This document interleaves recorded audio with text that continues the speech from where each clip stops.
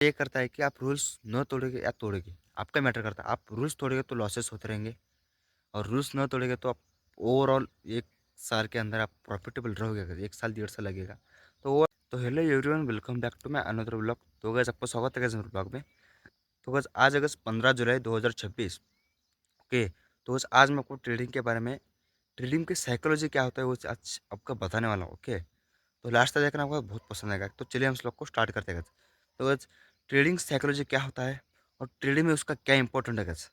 Okay, मैं सब कुछ इस ब्लॉग में बताने वाला हूँ। ओके। तो ट्रेडिंग साइकोलॉजी क्या होता है, वो ट्रेडिंग साइकोलॉजी आपका डिसिप्लिन मैटर करता है बहुत। देखो, आप रूल सीखते हो।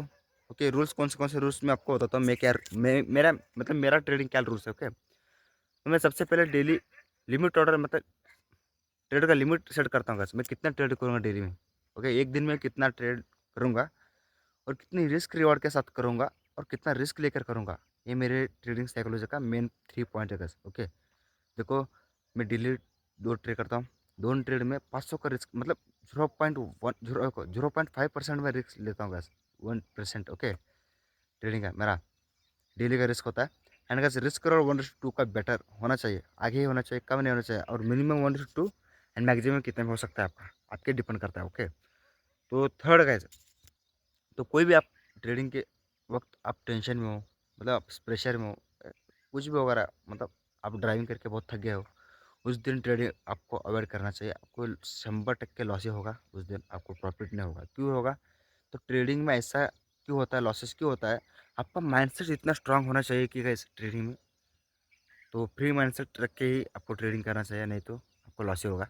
तो 3 पॉइंट हो गए और 4 पॉइंट हो गए। ओके, सबसे पहले daily risk, risk risk management. Okay.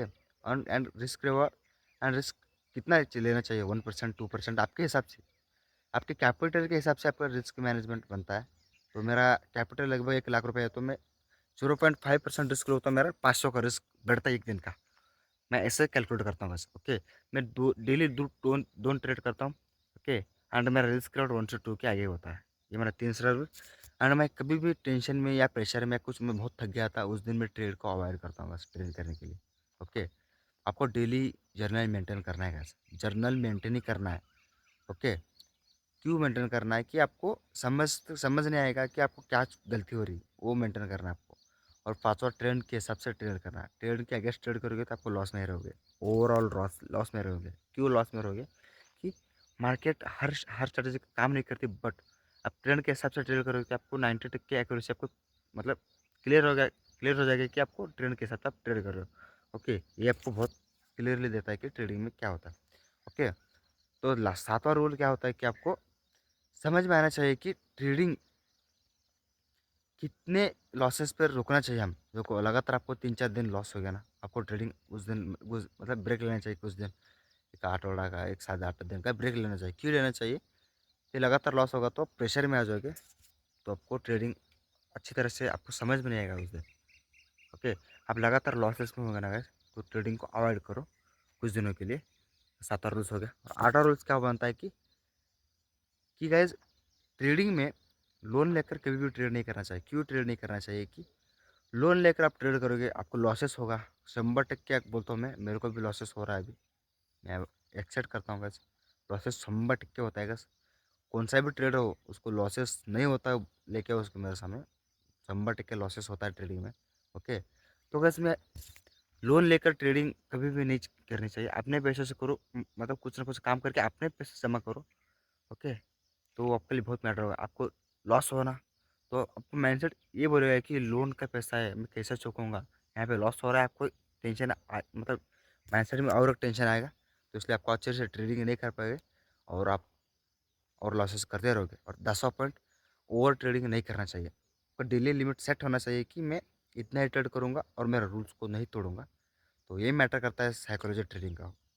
ये आप डिसिप्लिन के साथ डेली रूल्स के न तोड़ने के बाद आप डेली कंसिस्टेंसी करते रूल फॉलो कर गए ना guys, मैं लिख के देता हूँ, आप लगभग 6 से 7 महीने में आपको सब कुछ समझ में आएगा और आप लगा छोटी छोटी प्रॉफिट करते रहोगे। ओके। तो मैटर ये करता है कि आप रूल्स न तोड़ोगे या तोड़ोगे, आपका मैटर करता है। आप रूल्स तोड़ोगे तो लॉसेस होते रहेंगे और रूल्स न तोड़ोगे तो आप ओवरऑल 1 साल के अंदर आप प्रॉफिटेबल रहोगे। अगर 1 साल, 1.5 साल लगेगा तो ओवरऑल ट्रेडिंग में प्रॉफिटेबल होने के लगभग 1-2 साल लगेंगे। एवरेज एवरेज कोई भी ट्रेडर हो ना, 2 साल तो लगेंगे बस, ओके। तो डेली मैं चार्ट के ऊपर उतना बैठूंगा तो मैं 6-7 महीने में प्रॉफिटेबल होऊंगा? नहीं नहीं, आपके एक्सपीरियंस के साथ आपको ट्रेडिंग नॉलेज आएगी और ओवरऑल प्रॉफिटेबल एक्सपीरियंस के साथ ही आपको बढ़ेगा। तो ऐसा मत समझना कि मैं 6-7 महीने में ट्रेडिंग करूंगा और मैं ओवरऑल प्रॉफिटेबल रहूँगा, ओके। तो आपको कैलकुलेट होना चाहिए रिस्क, आपका रिस्क लॉट पे मैनेज होना चाहिए, आपका रिस्क मैनेजमेंट आपको पता होना चाहिए guys। ये मैटर करता है ट्रेडिंग साइकोलॉजी में, ओके। तो वैसे आपको कैसा लगा ये ब्लॉग? अच्छा लगा तो लाइक शेयर और सब्सक्राइब कीजिएगा एंड गाइस मिलते हैं नए ब्लॉग में। तो वैसे ये ब्लॉग देखने के लिए थैंक यू।